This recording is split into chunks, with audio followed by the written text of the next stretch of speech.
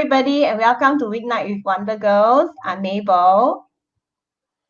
Hi, I'm Cheryl. Hope everybody had a good Thursday. It's May Day tomorrow, another long weekend in location.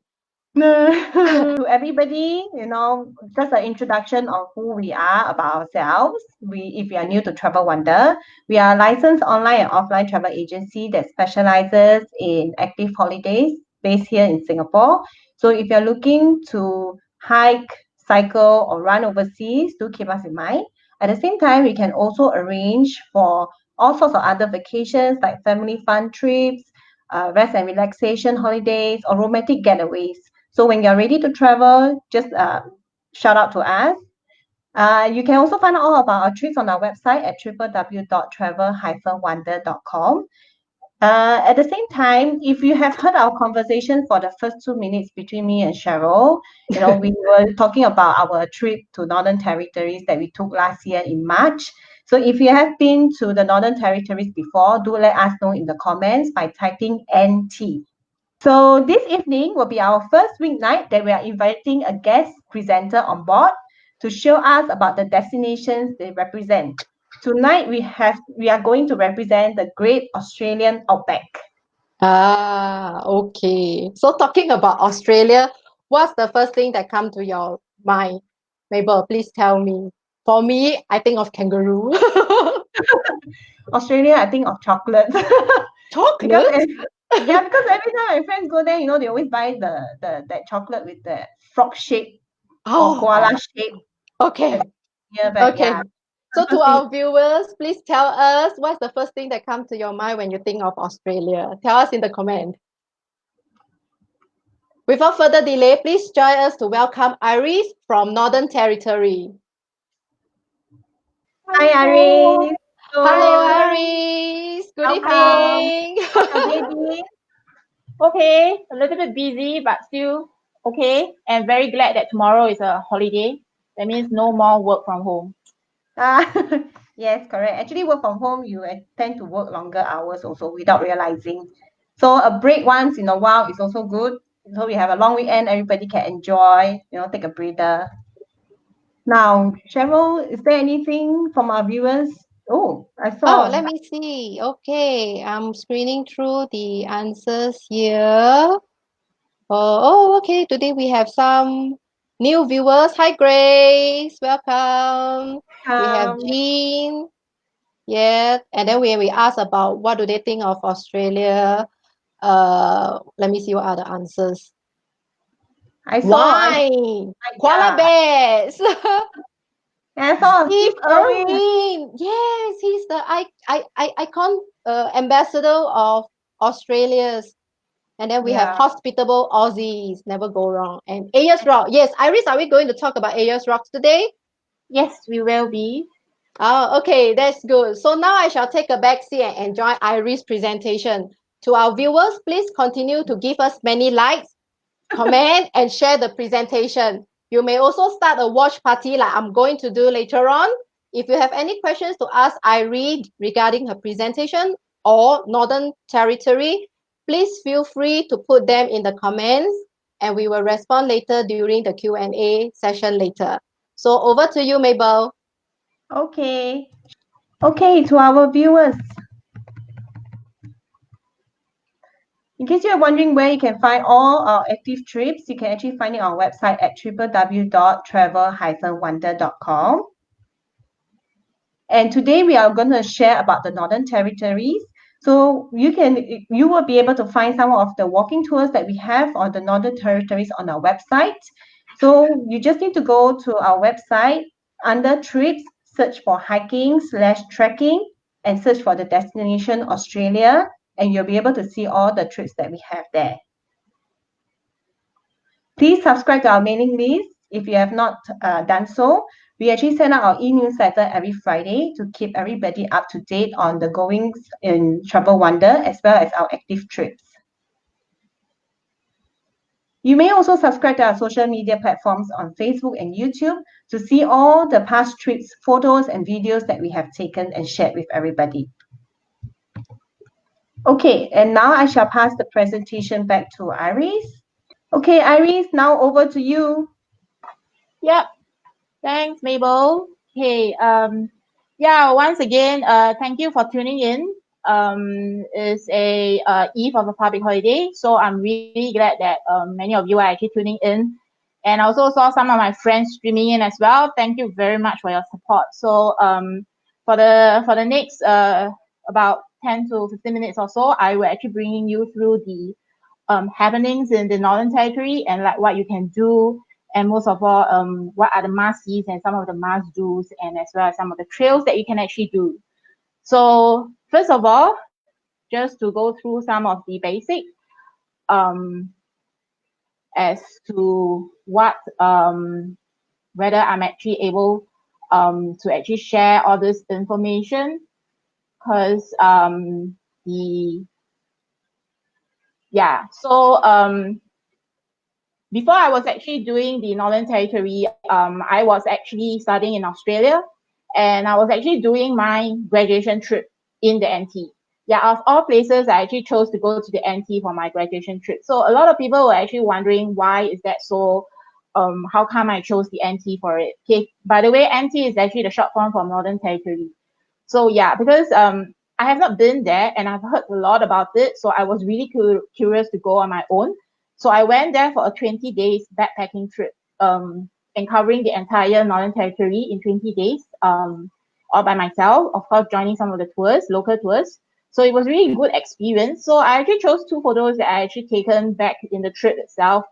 The bottom left-hand corner, that was actually myself sleeping under the stars in my sleeping bag, and then going into this thing called the swag, SWAG. I'm not too sure whether any one of you heard of it, but this is actually a Australian term, like for a bag that you actually sleep in. It's very rough and rugged, a little bit more rough or rugged than the gunny sack, but then it's really good and comfortable to sleep in, and it keeps us warm out in the outback. So that was my first experience sleeping in the swag. And when I actually look up in the sky, it was like plentiful of stars up there. It was a perfect stargazing moment that I had. So it was really, really good. And then in the top right hand corner, that was myself taking one of the trail in the Uluru National Park itself. So that was me doing one of the walk. And yeah, so when I actually took on the Northern Territory tourism account for to actually promote the destination, I was really excited, because this is something that I really want to do, and this is also an area that I feel very passionate about. So yeah, hopefully I can actually share some of the in-depth insights about the place, and you will actually like it and eventually make your destination one day. Yeah. So here we go. Okay. So a lot of people may be asking, so where is the Northern Territory? Some of you might not be familiar, and so you might be wondering the location of it.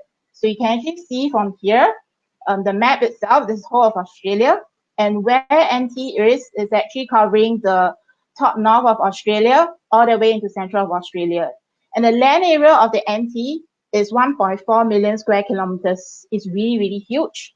And the total population of NT is about 250,000. And our capital city and international gateway for people to actually fly in from the international countries are actually Darwin. So you can actually see the big Darwin word there. So that is actually our international gateway itself. And moving on, we actually have,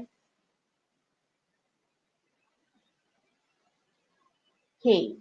So the next question a lot of people will ask me is, how do I then get to the NT then? So from Singapore, we do have direct flights flying, and the flight time is about 4.5 hours by Seal Air and Jetstar Asia. So as a comparison, this is the duration that you will actually fly from Singapore to Hong Kong. So yeah, now a lot of people will, it is actually that near. So by the way, and for your information, that makes us the closest Australian city to Singapore. Yeah, Darwin is the closest Australian city to Singapore. So the next question then, how, other than flying, will there be any other ways that we can actually get into the NT? The answer is yes.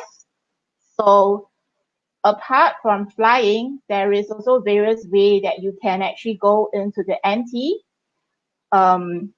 That is by taking the domestic flight as from the various city of Australia, and also doing a cruise into the Darwin Harbour, or you can actually do self-drive from various parts of Australia into the NT.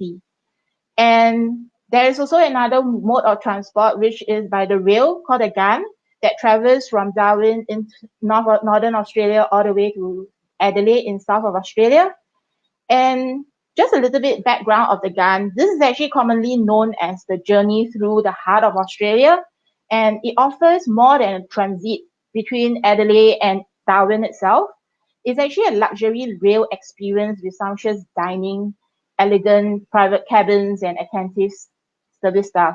So when the rail stops, your journey doesn't stop. In fact, your adventures begins at that point in time, because you can actually choose to go to a huge range of the included of the rail experiences that will create a more rewarding personal journey through the Australia outback and beyond. So that is what the GAN actually provides. It's not just a transit itself, but it's more of a travel experience that they want to provide for its travelers. Okay, so a lot of people may be asking, like, the NT is so big, and how do we actually go about, going to the various places in the NT, and how do we actually venture into the different areas? So if you look at a map here, this is a very colorful map, I know, but just look at the few words there that I've included. So essentially for the NT, we have actually classified them into two vast areas, which is two distinct areas known as the top end as well as the red center. So top end actually refers to the top part of the NT, marked out in blue and green in this map itself. And that's the area that is perfect for tropical holiday experiences, as it comes with iconic national parks that has a lot of flora and fauna. And then there's also a lot of stunning waterfalls, like what Mabel and Cheryl have shared early on during they were talking about their trip. And then of course, there is also a lot of the wildlife that you can actually look out for as well. Yeah, so that is actually essentially what top end is all about. And if you move down to the bottom half of the NT, that is actually represented by the orange and red in this map itself. That is the area that we call the red center. Red actually refers to the red ground and soil that are predominantly found in this area where the misty desert of central of Australia is. And of course, the red center, like one of our comments actually mentioned, AS Rock, that is the home of AS Rock, which is in the Aboriginal language is called Uluru. So apart from that, of the natural wonders, we do have a lot of Aboriginal culture that is actually found in this red center as well. So it's really a expiring place that you can actually visit for both your culture and as well as your natural intakes. Yeah. So apart from the areas that we actually looked at, the whole of NT itself is then actually, if you look at the map again, they actually been further divided into many different regions, as they actually offers different kinds of experiences. So each of this region in the respective areas actually provides different travel experience. So Darwin within top end is actually the metropolitan capital city, like I've mentioned earlier on. And it's also about 1.5 hours drive away from Litchfield National Park, where all the waterfalls are. So Mabel and Cheryl, that is where Bully Rock Hole is. Yeah, right. Yeah. So, and then moving up next, Kakadu, which is the World Heritage listed national park. It's actually well known for its Aboriginal rock art and a very diverse landscape. The drive from Darwin is about 3 hours. So it's actually quite a long drive. So for people who are actually heading out to Kakadu, it's always good to at least stay one night, or you can actually do at least 2 nights in Kakadu just to make your trip there worth it, and then you can actually take your time to explore the many different places in Kakadu. Arnhem Land is actually one of Australia's last true wilderness areas. This is actually one of Top End's most spectacular natural destination because of its rugged coastal line, remote islands, and towering escarpment. So there's a lot of things in Arnhem Land that is really untouched, and everything there is very raw.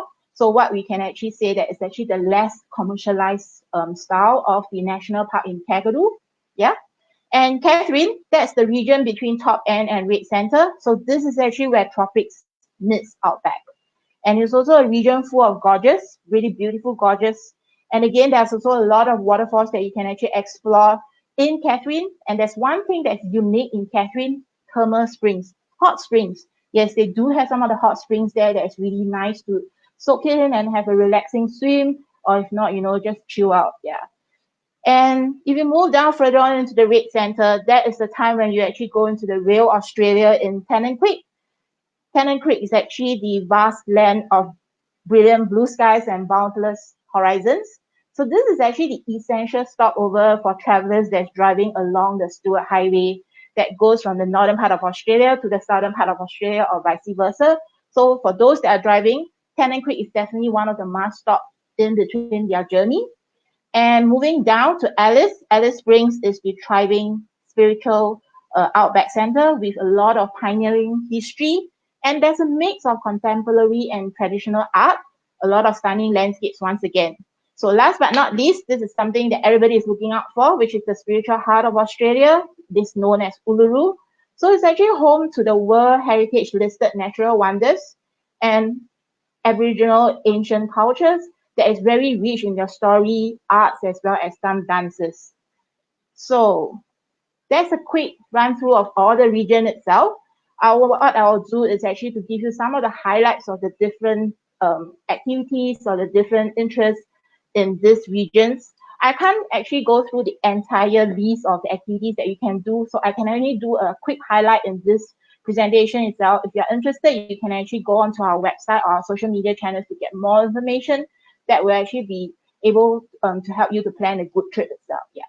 So first of all, in Darwin City, that's something that I really like to do and I always like to introduce to people. That is to head down to all our wall murals in the Darwin CBD, because all these wall murals are actually representative of what the Darwin lifestyle is and what really the Darwin people wants to showcase to the people of what NT is all about.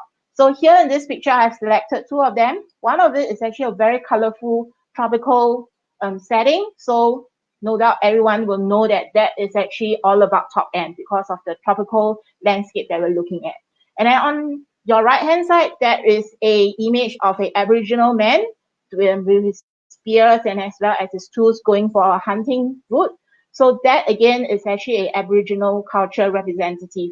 So all this is actually in the wall murals that is along the street of Darwin City, and everything is within walking distance to most of the hotels and accommodations. So very convenient for all.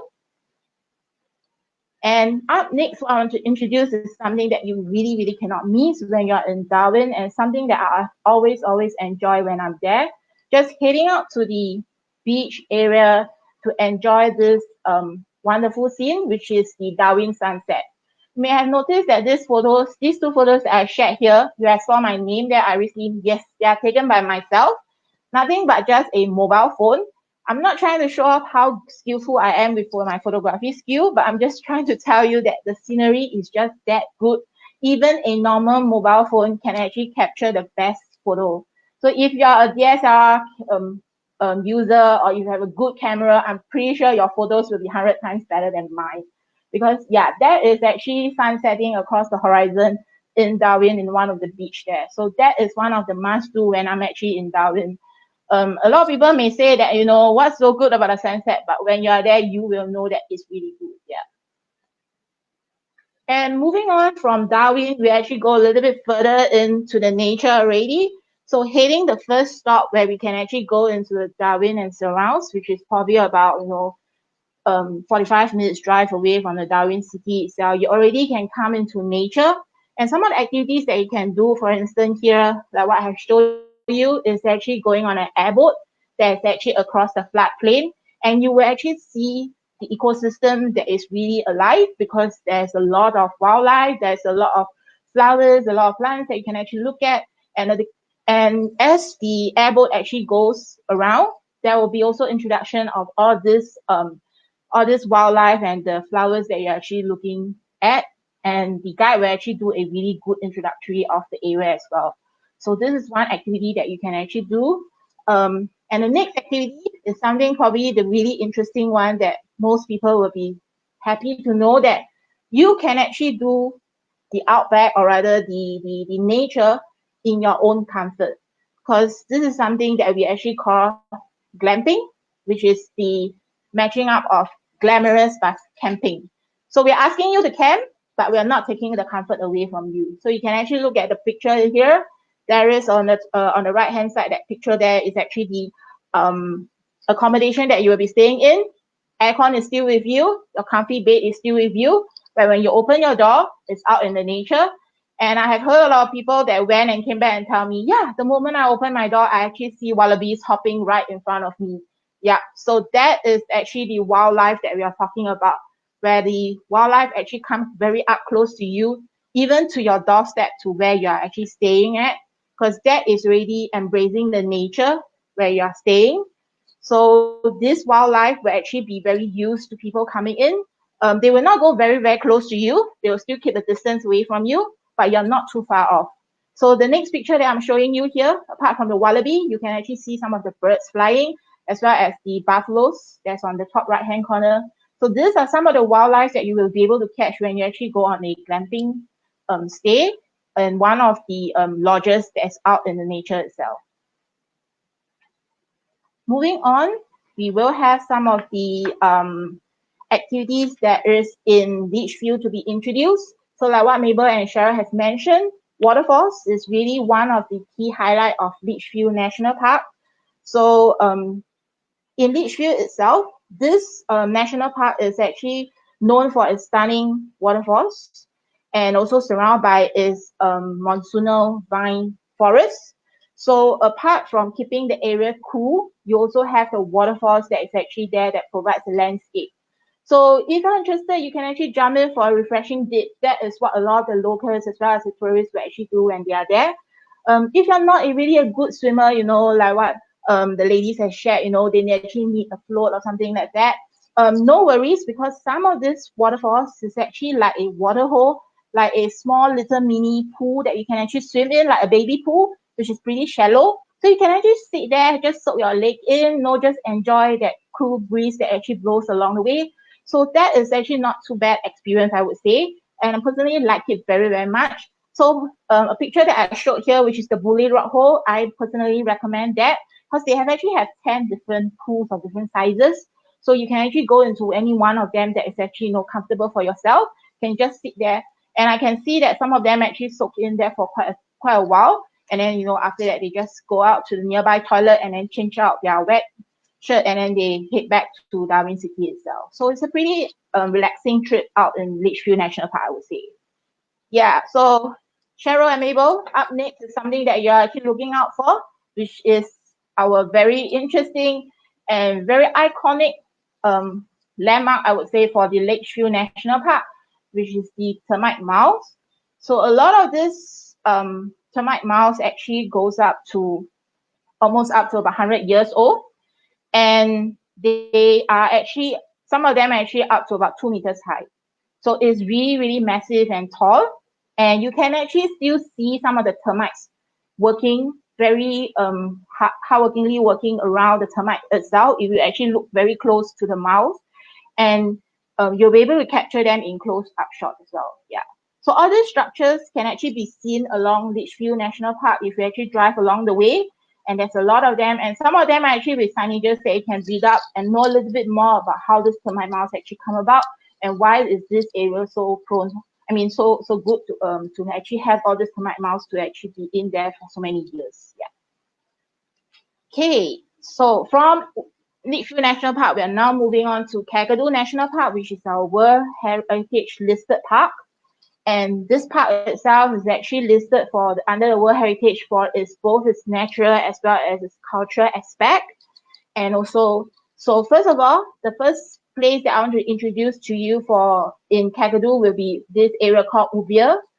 So this Ubia is actually an Aboriginal word. Yeah. So this area, you not only can see the rock art galleries that actually has the rock art that tells the stories of the Aboriginals, but also you can actually view the spectacular landscape of Kakadu and the floodplains when you actually take the trek all the way up to the lookout point.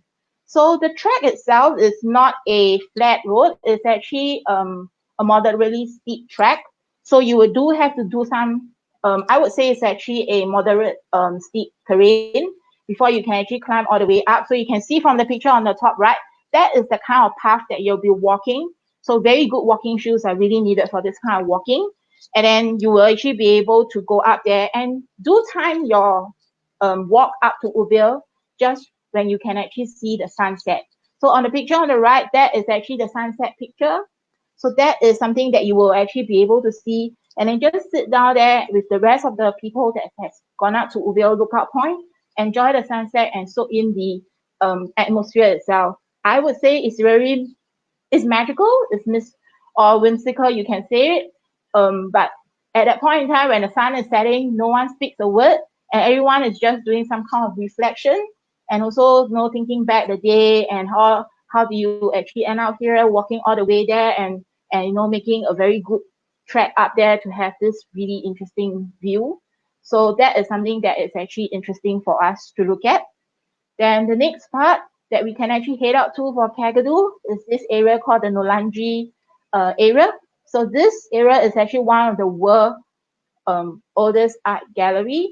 So in this place itself, this is where you can actually learn about the significant rock art and also how they actually use this rock art to tell stories, to hand down wisdom from generation to generation within the Aboriginal community. And again, when you actually trek up to the top of the lookout point, you will actually be seeing this Kakadu escarpment from far. And the place where you are standing at is not called Nolanji.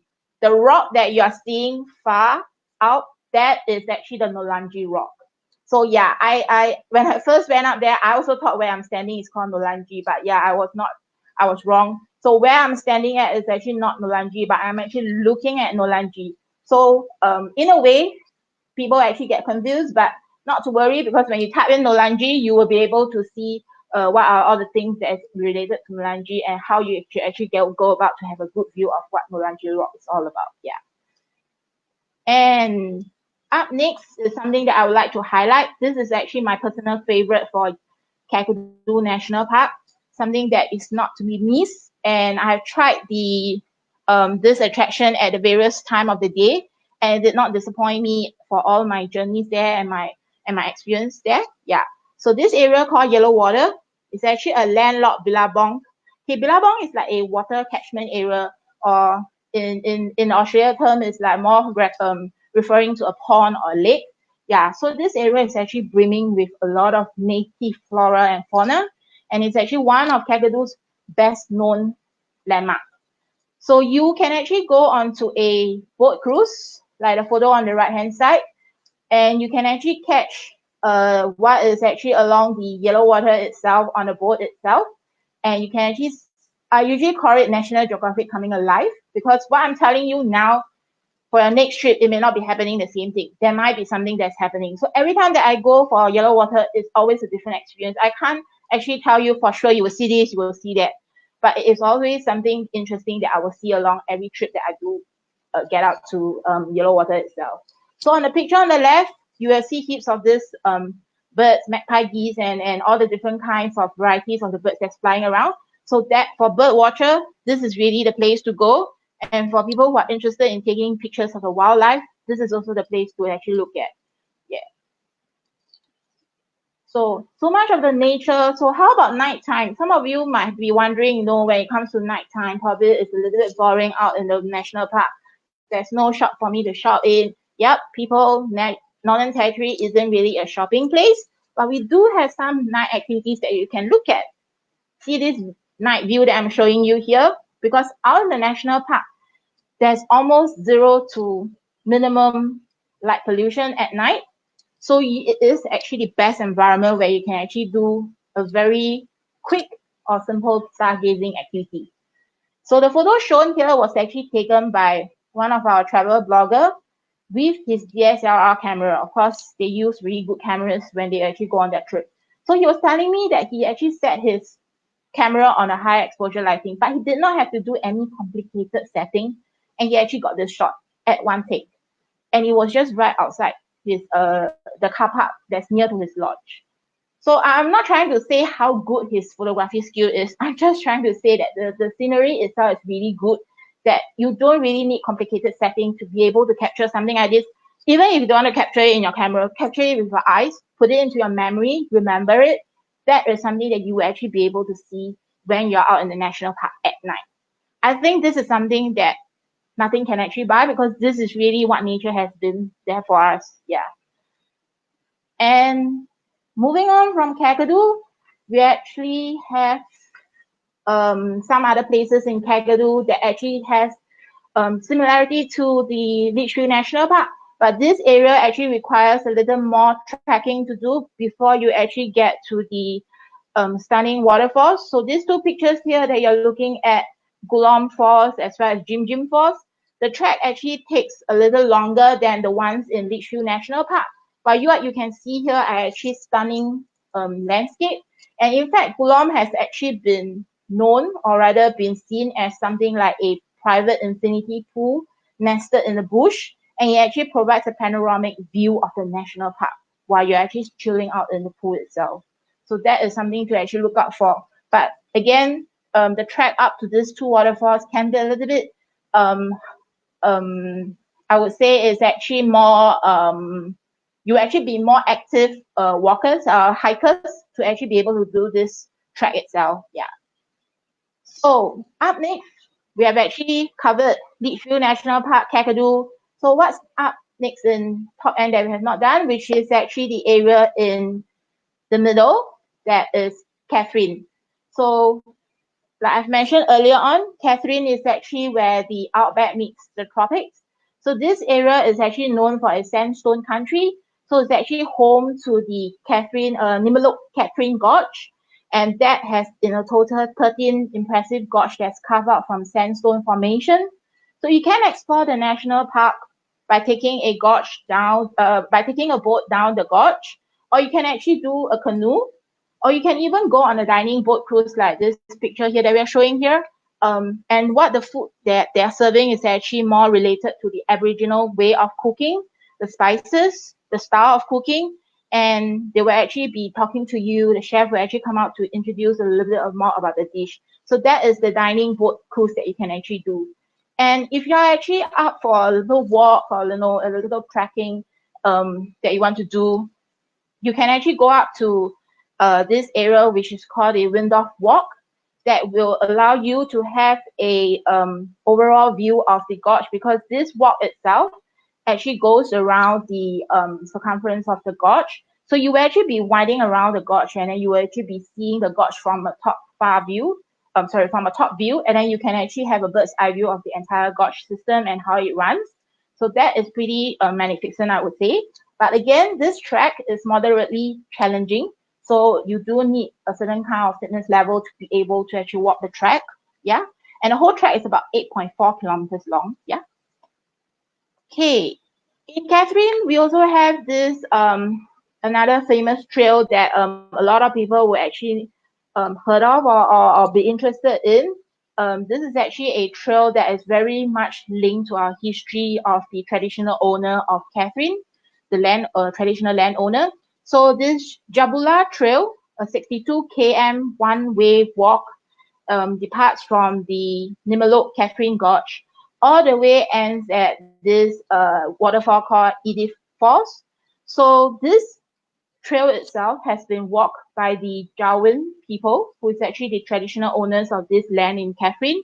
They have walked the exact same trail in the past, and along the way, you will not only see the nature, the waterfalls, the monsoon rainforest, and the stone formation. You will also be able to see some of the different kind of rock painting done by the Darwin people when they're actually doing this trail. So there's a lot of the interesting representation through this this rock art that the Darwin people has done to actually illustrate their own stories, as well as to tell you what they have seen or what they have actually do along the way when they're actually doing the trail. And this trail itself has been graded medium to hard. So yeah, it's actually suitable for people with reasonable feet and active experience with bushwalking to be able to do it. And usually the whole trail will actually take about 5 to 6 days to complete. And you will definitely have to spend a night I mean, you definitely have to spend your night in the campsite that's near to the spring or the waterfalls. And there's also, some of them may come with toilet access, some of them may not. So it's depending on the situation itself. Yeah, but this entire walks itself, you have to stay overnight out in the open, just like what I did in the opening when I said that I slept in the sweat. This is a time that you will actually experience sleeping in the sweat as well. Yeah. Okay, so we have done the top end, and that is we are going to leave the tropical behind us, and we are now moving down to the center of Australia, going into the desert area in central of Australia. So like I say, red center means that we are actually taking the color of the ground, which is the red soil, the red earth, and we are actually calling it red center to actually represent this whole environment that we are in the center. So first of all, in Alice Springs, the West MacDonald Ranges, that is the ranges that actually surround the Alice Springs Township. So the West MacDonald National Park is located about on the west of Alice Springs, and it's actually popular for its scenic beauty. And there's again the magnificent rock formation, and this is also the home to world-renowned Larapinta Trail. For those hikers out there, I'm pretty sure you have heard of Larapinta Trail, because that is one of the world-renowned and famous trail that a lot of people have wanted to go on, or they have tried, or they have actually tried and then they went back again because there's just simply too much on the trail to look at. And in fact, the whole trail itself is about 231 kilometers long, and it has been divided into 12 different sections depending on its difficulty and its length. So there is a moderate and easy one that you can actually do it within 1 or 2 days, or even 3 days. There are of course the longer one that you have to do it over a few more days into the journey itself. So West MacDonald National Park is actually the home to the Larapinta Trail, and that's why some of the pathway that you actually pass by covers the attractions that is in the national park itself also. And at night, when you're actually camping out, don't miss, or rather you can't really miss it, because you're sleeping under the stars. You will actually be seeing the stars coming up, and that is actually the way to actually embrace the nature. So with Larapinta Trail, that is something that you do of course need a certain level of the fitness, but like I say, you do have the easy path that you can actually do it within about 3 to 4 days, or even a shorter one that you want to look at. So because they have actually divided into different sections. Yeah. So that is something that I would say in Alice Springs you should not miss. And so what are some of the other highlights in Alice Springs that you should not miss when you are there as well? So because Alice Springs is actually the base camp for a lot of our adventure activity, and one of the such adventure activity that we're looking at is the mountain biking. So that is actually a very good way for you to explore Alice Springs and the surrounds. So the cycling journey includes both the concrete path as well as the rugged dirt road. So but I would say it's a lot there's still quite a lot of flat lands that we're looking at, and it's not too tedious if you're thinking, what if my bike actually broke halfway and all that. It's still not too bad, I would say.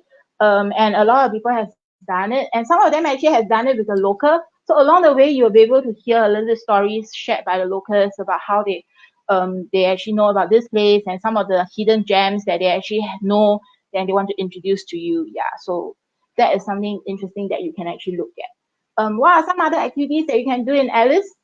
You can actually go to the Alice Spring Desert Park to learn a little bit more about the plants and the animals, the landscape of desert as well. So that is all in the Alice Springs Desert Park. And if not, you can actually choose to go on a journey at the Earth Sanctuary World Nature Center to learn a little bit more about sustainable living. That is really essential to our climate nowadays. So this is actually where you will be able to know about how does the Australian actually embrace sustainable living as part of their lifestyle. And at Earth Sanctuary, they will actually be teaching you a little bit of this sustainable living tips that they can share. Yeah. So this is actually all happening in Alice Springs. So after we have gone from Alice, we will actually be heading next to Uluru. So this is the area that is again a World Heritage listed national park. So the first spot that you should actually go is none other than our iconic Uluru, or in English we call it Ayers Rock. Yeah, so standing at a height of 348 meters high, this is actually the world's largest monolith, and towering over the surrounding landscape. So when you're there, look at the colors that changes at Uluru at sunset, at sunrise, and also to hear the stories when you actually go on the tour and to actually soak in the beauty. So for Uluru itself, the tour is actually mainly conducted at the base of Uluru. So if you actually do one complete round around the base of Uluru on flat ground, but it's dirt road, like what you actually see in the picture here, that whole journey is about 9.4 kilometers walk, but it's actually on flat ground. So I would say this is actually pretty easy, slow walk. And then if you actually feel like it, you can actually take a sit, just rest your feet, and then before you continue on the next journey. Yeah, so that is something interesting. And along the way, you will actually be looking at some of the Aboriginal rock art on Uluru ground itself. So they are very different from the ones that you actually see from in top end, because they are actually done by the different Aboriginal communities and telling the different stories that they've experienced. Yeah. And another part of Uluru Kata National Park that we always like to introduce is kind of missed out by a lot of people, because everybody's focus is always on Uluru because that's the icon. But in fact, my favorite is actually Tjuta, which is another rock formation. But this is not one piece of big rock formation, but this is actually a rock formation of 36 domes. So this location is actually west of Uluru. That's away from about an hour's drive away. And the whole area is about 20 square kilometers. So that is how big Tjuta is. So Tjuta is actually the Aboriginal name. So the English name is August, Olgas. Yeah, so that is a different rock formation that you're looking at. And again, there's also walks that you can actually go into to explore what the Tjuta scenery, the landscape, and some of the history behind Tjuta formation. And some of the walk can be gently sloping, and then some of it is actually on uneven grounds. So again, it depends on what kind of walk you are interested in. You can actually do the journey, but then at the end of the day, you will still end up, with breathtaking views of the whole of Tjuta, because you will all end up in the same place. It's just a different path that you're actually taking. Yeah. So personally, I do like the walks at Tjuta, because the more you walk into the dome itself, you will actually feel that whole majestic landscape coming to you alive. So that is something that I always feel when I'm actually at Tjuta. So something that a lot of people might have missed because they have concentrated so much on Uluru. But hey guys, in this national park, we have both Tjuta and Uluru. So don't miss out Tjuta when you're there, okay? Okay, the next activity I want to show you, in fact, is more of I would say it's actually an exhibition or installation, you want to call it. And it used to be just over a certain time period, but now it has been extended to as long as we want it to be there. And okay, it's called the Field of Light. So it's an art installation that consists of about 50,000 spindles of light, and created by internationally renowned artist Bruce Munro. So what they always say that, out in the desert at night, there's nothing to do, right? Again, there's no shopping, guys, and there's no shopping, but we do have lightings like this that's actually done up for you, and you can actually explore the track itself to actually have a look at all this beautiful lightings that actually comes up.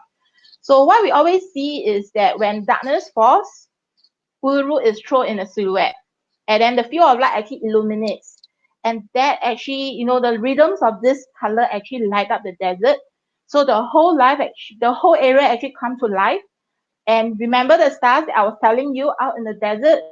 So the life actually comes alive. The place actually come alive under a star, under a sky of brilliant stars. So that is something that you can't miss when you are there. And if you can top it up with a dining experience that is actually good to enjoy the food at the same time, you can actually listen to the star talkers talking about the stars, and you'll be able to actually know a little bit more about the area that you're looking at. So we actually have the gourmet dining under the stars, which is with Sound of Silence. So that's the time when actually you sit down for your meals, and then you were actually having Uluru right at the back of you. But surrounding is actually in total darkness, because once again, we are actually out in the desert. There's almost no light pollution, or zero or minimum light pollution that we are looking at. So that is something really good to actually enjoy and embrace the surroundings. Okay, apart from outdoor, we also do have some of the cultural activities that is in Uluru that you can actually take part in. And these are also some of the items that I personally like it very much. So one of which is this activity called the Aboriginal dot painting. So this is actually, they actually do workshops. So you can actually go for the workshop and learn about the Aboriginal dot painting. So the picture here is something that I have drawn during one of the workshops. So you use, they will actually teach you some of the techniques that the Aboriginal use to draw their own paintings. For example, circles actually means a place or a destination. And then the wavy path is actually the pathway or the road that you take. So there are different colors that means different things. Of course, you can use your, your own imagination, and you can just paint anything that you like. Paint your own stories on this little small black canvas. And then at the end of the day, you will be able to bring this canvas back home. I thought this is actually quite a good activity, even for adults like us, you just sit down there, for about 10 to 15 minutes to do your painting.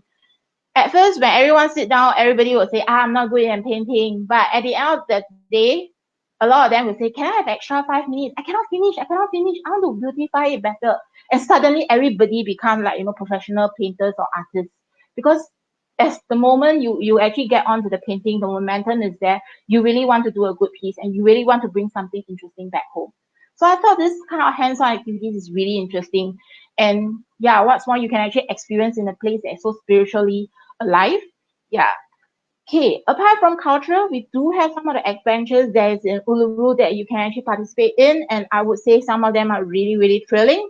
So the activities that I would like to showcase here for you, one of which is to let you explore the national park in style, because you will actually be going on the Harley Davidson ride. Yeah, so that is something that everybody think is very stylish. I can be the bikers on this big giant guy. So it's really, really good experience, I would say. If not, if you want to look at Uluru from top, from a bird's eye view, go for the skydiving experience. And that is something that is once a lifetime, I would say. I did my skydiving, not at Uluru, not yet. I hope to do it at Uluru one day. Yeah, I'm planning for it.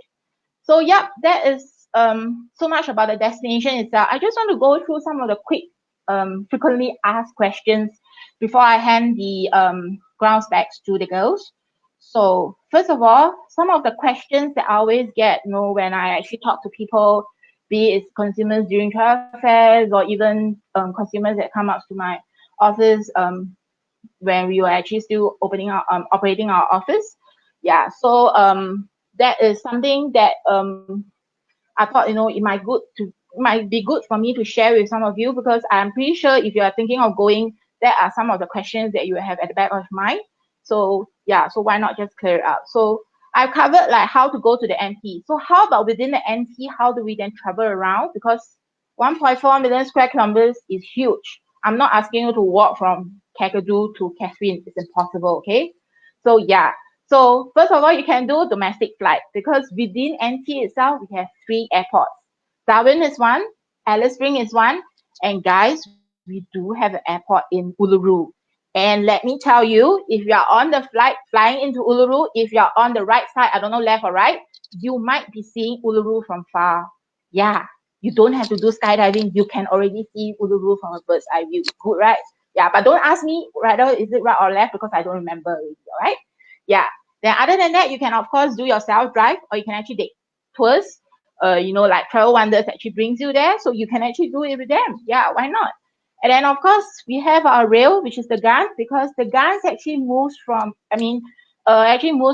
Adelaide into Alice Springs for a stop, and then from Alice Springs all the way to Darwin. So if you're traveling between Darwin and Alice Springs, why not go on the Gun?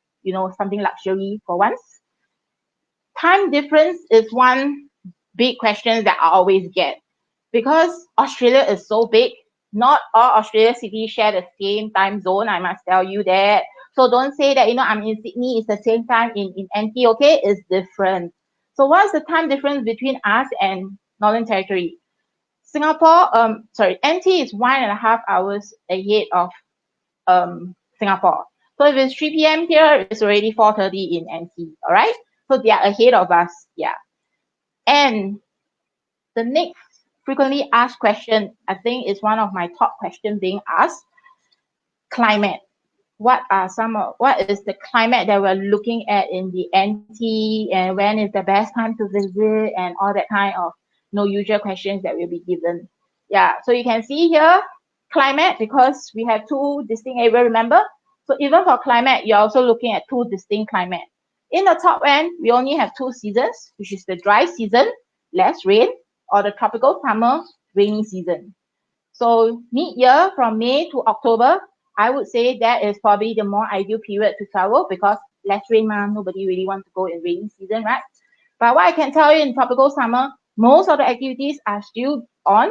And in fact, some of the activities will be converted to do something. Like, for example, the lodges, the glamping lodges may be converted to do fishing lodges, because they can actually do different activities during that rainy season. Yeah. If you move down to Red Centre, they follow the fall season of Australia. So mid-year, June, July, and August, that's the winter period, which is, of course, the more ideal period because of the weather itself. And I would say spring is also a good period to go. September, October, November, not too many people, not so crowded, and the weather is still quite interesting and quite nice. Yeah. Okay. Up next, some of the questions I wanted to share is also people will ask, if I'm going there, what should I pack? What are the things to bring along? And do I have to bring this? Do I have to bring that? Yeah. So that are some of the questions that we'll get. So here's something that I actually want to share. So the most essential items that you actually have to bring with you when you're on an NT trip. Okay, sunscreen, your good walking shoes. As you can see, there's a lot of active tour, a lot of outdoor activities. Your cap or your hat just to keep you from the sun. Loose, comfortable clothing. That is very important. And please don't forget to bring insect repellent, because we do have a lot of little creatures around in the NT, and you don't really want to get bitten by them. So yeah, insect repellent is pretty important. And I would say always bring a water bottle when you are in the NT. I'm not sure about a lot of the other tours, but in the NT, all of our tours, our driver guide do have an esky in their bus, and this esky is for you to fill out your water in your water bottle. So always have your water bottle. Drink a lot of water when you're out there, because you're out in the sun, you're out in the nature, you're out in the outdoors. So hydrate and keep hydrating, and then after that you can actually refill in the cooler itself. So water bottle is actually very important for those actually going to the NT. Right. The next frequently asked question, I think if I ask my boss, this is probably her top favorite question. Yeah, she's actually now looking at this in FB Live. And I must tell her, no, boss, I'm doing OT here. Do I get an OT pay here? Maybe not. Yeah. Okay, anyway, the top question that I always get to people to ask me is, can I see Uluru in Darwin? Guys, if you forget everything that I said just now, never mind. It's okay. Please remember this question, okay? Don't tell people that I didn't tell you, please. You cannot, okay, look at the cross there. See Uluru in Darwin, because it is simply too far away. Even domestic flight from Darwin to Uluru is 3.5 hours, my dear friends. So it is not possible for you to see or even visit when you are in Darwin only, all right? You need to travel all the way there to Uluru just to see Uluru itself, yeah? Okay. Last FAQ question is basically just to share with you all our contacts and where you can get more information, and also some of the travel tips that I shared, or even more, and also some of the activities, very exclusive, extensive list of the activities of the various places that you can go. So we are on our website, northernterritory.com/sg, and we are also on Facebook, Twitter, Instagram. And I would say go on to our Trip Advisor. This is really a comprehensive page that we share a lot of in-depth information of the NT. Yeah. Okay, so thank you very much, and we hope to see you very soon after everything is settled in the NT. Think of Australia and think of the NT and make us your next destination to go, yeah? Okay. Hi, So thank hi. you for sharing Yes. for the very comprehensive presentation. Indeed, Yeah. indeed. Okay, sorry. Before we go to the Q&A, I just like to share with everybody where you can find all the trips we have for the Northern Territory. Once again, to recap, it's on our website at www.travel-wonder.com. Search under trips, hiking/trekking, and Australia. And you'll be able to see all the trips that we have for the Northern Territories there. Yes, as we are listening to Iris' presentation, we have some inspiring itinerary planning at the same time. As Iris presented, interesting. Shan has already planned her itinerary, although she have not said how many days she's going to spend in NT, but Oh, wow. I think that was Okay. quite fast. Yeah, Yes. but she is taking our rice bowl away, so I better tell her, no, don't do that. No. Leave that to us to do it.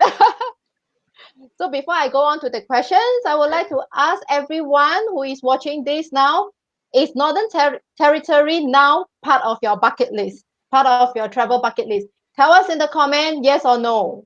Also, if you have any questions to ask Iris or us, please also put it into the comments, talk to us. So Iris, I have some questions here.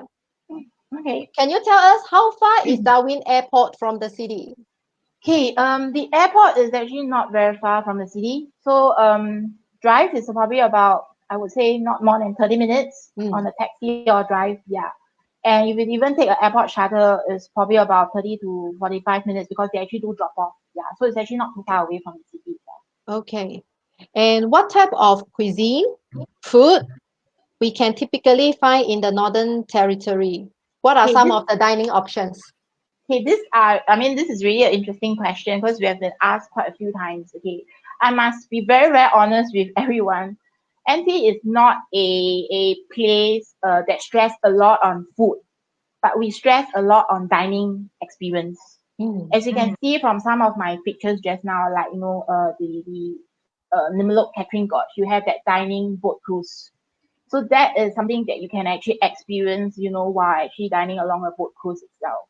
So in terms of the type of cuisine that you can get, if you are actually in Darwin, of course you will get a span of the international cuisines, from Asian to Western to Italian. You can actually easily get it in Darwin. But as you move on to the national park, of course, there are chances that you might not be able to get the cuisine that you want. But you will be surprised that some of the national park actually comes out with surprises that we never expected. For example, in Kakadu, you will be able to find really authentic Thai food. Hot piping Thai food. wow. Okay. I was so amazed the first time when I was there, and at Uville, there was a area called the border store, and they actually had Thai food. You order like pad Thai or basil rice. They actually cook it and it's piping hot serving to you. That was like what I it's something that I never expected because out in the national park I thought probably I would do my own sandwich or even those typical kind of BBQ kind of like lunch. But when they actually brought us to this little Thai store, I was really amazed that they actually have very authentic Thai food. So I would say it's actually to manage the expectation when you're in the national park. Sometimes you'll get surprises like this. Sometimes you might not get what you want, but not to worry because whatever tours you go on, even especially with Travel Wonders partners, I'm pretty sure you're actually well taken care of. They will actually be taking care of all your dietary requirements and happy to actually accommodate most of them. Yeah. So I would say national park, do a little give and take, you will actually be able to get some surprises out there. Yeah, actually, that reminded me on our hiking trip. One of the night, if you remember, Mabel, our guide actually cooked us sweet sour chicken rice. Oh yeah, yes, that's right. It really caught us by surprise because as we are as we are like checking into our camp, retiring, then I asked Mabel, is that aroma, the food aroma, sweet and sour? Yeah. Because it's very familiar to us. Yeah. So that is very thoughtful Yes, of our guide. yeah, another thing I also want to stress is also because the NT has a lot of Asian influence, because Mhm. our proximity, Darwin to Asia is so close. So we do have quite a fair bit of the Asian community staying in the NT, be it is Darwin, Alice Springs, or even in Uluru working there. And a lot of them actually brings their very good colonial skills to the local people, and they actually impart some of the skills. And you'll be surprised, some of the Australians really love Asian cooking. And I mean, some of the consumers went and came back and tell me that they didn't have good expectation of Asian food in Australia, but when they went to NT, they were pretty surprised that expectation was reached. So I was like, okay, that was a very good compliment that we have ever heard of, food, Asian food in Australia. I mean, not to be to sound bad, but yeah, it is really something that we didn't really expect. Okay. In Darwin City, what are the typical business hours? Are there like a certain day of the week that they actually close later, like or maybe in some of the other state they will have this like late night shopping? So does this happens in NT or particularly in Darwin City? Hey, in Darwin City itself, I would say most of the retail shops actually closes um 5 to 6. There's not really like late night shopping in the city itself, but our supermarkets actually opens all the way up to 10 p.m. 7 days a week. So Oh, they okay. actually so they actually open to late. And some of the I would say some of the convenience stores, small little ones, or even some of the souvenir shops actually opens all the way up to 10 p.m. as well. Mm. So yeah, it really depends on the shop itself. So there isn't really like late night shopping in Darwin City, but some of these shops do actually have extended shopping hours after 5, after 6. Yeah. Okay. Okay. It's good to know. At least we Mm. still have the supermarket. Yes, that's Right. important. Yeah. Yeah, I got two more questions. One is just now you mentioned about you can actually take a walk around Uluru, the Yes. Ayers Rock. Yes. Are we still able to climb the rock now? Okay. The climbing of the rock has already closed, permanently closed. So you will no longer be able to climb the rock. You'll only be able to do the base walk. Yeah, just around the Uluru itself. Hmm. Okay. All right. And then it's regarding the gun train. Yep. You have mentioned that it's about 3 days, 2 night journey getting from Darwin to Adelaide. So is Yes. the return journey from Adelaide to Darwin the same? Yes, it's the same. Okay. And then along the stop, are they able to make a stop in Alice Spring to stay for a few nights before catching on the next trains that come along and continue their journey? Is Yes, that possible? that is possible, and that is exactly what I did when I did my graduation trip, because I actually came off from Adelaide, and Hmm. then I actually stopped at Alice for 1 week, and I actually went to do my camping trip out in Uluru and all that, and then I hopped back onto the train and went all the way to Darwin. So it is possible for you. You don't have to do all the straight 3 days, 2 nights on board the train itself. Okay. All right. Okay, that's end of my question on my part. Mabel, do you have any? I out of curiosity, I just want to ask Iris, right? How many days would you recommend for us to explore the Northern Territory? Okay, because like I mentioned that we actually have two different areas. So if you are looking at doing both areas together, you will need at least, I would say, a good 2 week trip Mm, Wow. if you okay. want to Wow. combine the two areas together. Hmm. But if you Okay. want to do it separately, like no, this trip you do top end, you can easily do it maybe about, I would say, about 6 days, five Hmm. to six days minimum. And then you can do another trip for 5 to 6 days for just the red center. That is also possible. Yeah. Okay. Yeah. So that Okay. is to manage your travel experience, so that you're not too rushed, and then you don't have to actually keep walking and packing and moving places. Yeah. Yes, that makes sense. Anyway, we are just 4.5 hour flight away. Yes, why not? Okay, now let's look at the questions from our viewers. So Bihi commented that this part looks so adventurous. I think she's referring to some of the hiking. So she's not sure if I can do it. So Mabel, can she do it? What could we recommend? Him, yes, I think you can do it, knowing you and all that, because there's so many other there are so many different levels of activities that you can do in the Northern Territories, you know. So it's like just now what Iris shared. The walk around Uluru is flat. It's 9.4 kilometers, and I do believe majority of us will be able to do it, and can do it in comfort, and you can rest anytime you want to as well. So there's no, yeah. So it's like as long as you do some walking here in Singapore, train up for it, yeah. And remember to pack the essentials like your water, insect repellent, and all that. Yeah, you'll be prepared for any kind of adventures that there is in the Northern Territories. Totally Both, agree. both Behim and Shan has an alternative for insect repellent. They are recommending tea tree essential oil or okay. peppermint oil. Wow. Good Yeah, choice. yes. Okay. Colleen asked when will be the next NT trip scheduled? We will look into it for year 2021. Yeah, if not, then year 2022. Yeah, but Okay. definitely we will schedule one trip down because we had such a good time last year when Cheryl and I went in March, and we do think that it's really worth exploring. And definitely we want our members to experience what we experience as well. So once it's out, Colleen, I'll let you know.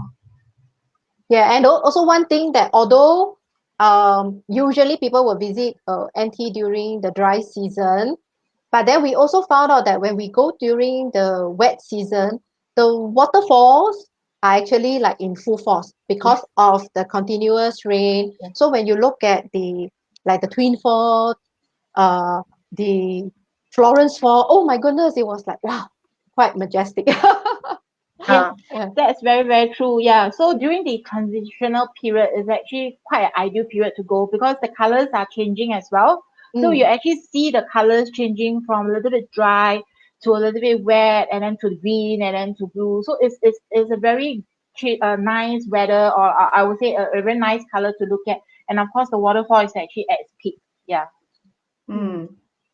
Actually, just now when Iris was sharing about the Bluey Rock Hole, it brought back so many pleasant memories from our trip last year. Yes. because because Sharon and I, we are not very good swimmers. So but when we saw the rock hole and how shallow the water is, immediately we know, okay, this is the pool for us. And then when the water comes down, right, it really is like massage, you know, it massages your wherever you're sore and all that. It's really a very memorable experience. It reminds me of jacuzzi. It's just like Yes, your personal jacuzzi with the correct. cold And icy water on a hot day. And then when Totally. the waterfall water splashes on your shoulder, wow, that is like natural massage on us. Oh, yeah. And Yeah. we saw some locals there, they really enjoying life. They were having their can of ice cold beer, yeah, all Yes, that yes, relaxing. yes. yeah. Correct. And then That's we were how like, they that's how they do yeah, it. why we didn't bring our beer also? Yeah. Yeah. So that is all. That is all the Okay. questions we have for the day, all the Okay. comments. Before we call it a night, I just like to share what's upcoming for us next week.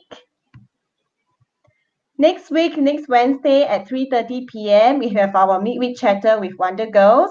Our topic for the chatter is La Comida Hispana, which means Spanish food.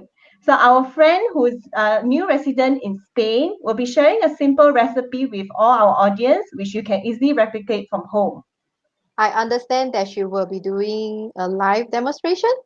Yes, a live demonstration. And on Friday, we'll be touching on Switzerland. So Friday on Facebook Live at 10 p.m., we'll be going through our representative from Switzerland Tourism Board will be coming on board to share about Switzerland and its beautiful nature. Basically, the topic is Switzerland, nature wants you back. Okay, thank you so much for joining us for tonight's session. Thank you, Iris, too, Yeah. for sharing all about the Northern Territories. I believe Mm, our audience learned a lot. we And it, too. We too. yeah, We me learned a too. lot. Okay. Yay. Shall we take a photo? Yes. Right? Okay. Let's camera 1, 2, 3. Okay. Good night, everybody. Thank Good you for tuning night. Thank Thank in. you for you. Good staying Enjoy the night. along long with us. weekend. Yeah, Enjoy the long Bye. bye. weekend. Bye Thank you. Bye bye. bye.